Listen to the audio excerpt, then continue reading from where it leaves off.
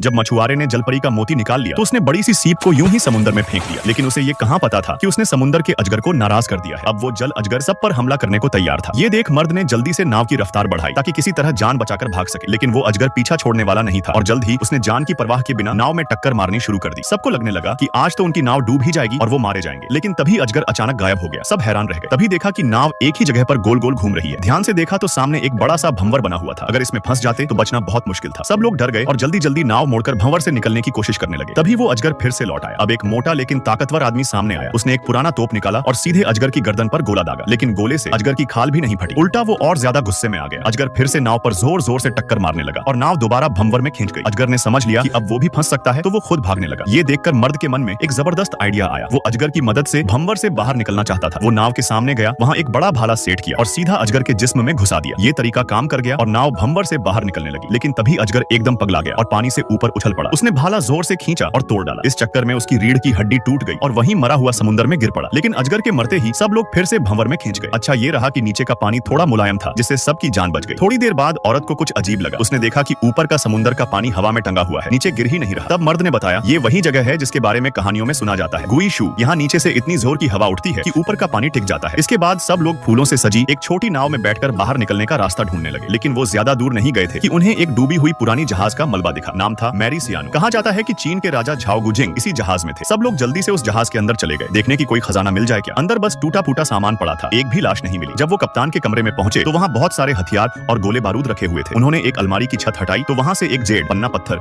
की कीमती पोशाक मिली। उस पोशाक पर एक छोटा सा कीमती रत्न था, जिसकी कीमत बीजिंग के एक बड़े मकान जितनी थी। इतने में मर्द को एक छोटा सा लोहे का डिब्बा मिला। जैसे ही उसने उसे खोला, देखा अंदर सच में राजा झाओ गुजिंग थे। इसे पता था कि जो लोग भंवर में फंस गए थे वो लोग इतिहास का इतना बड़ा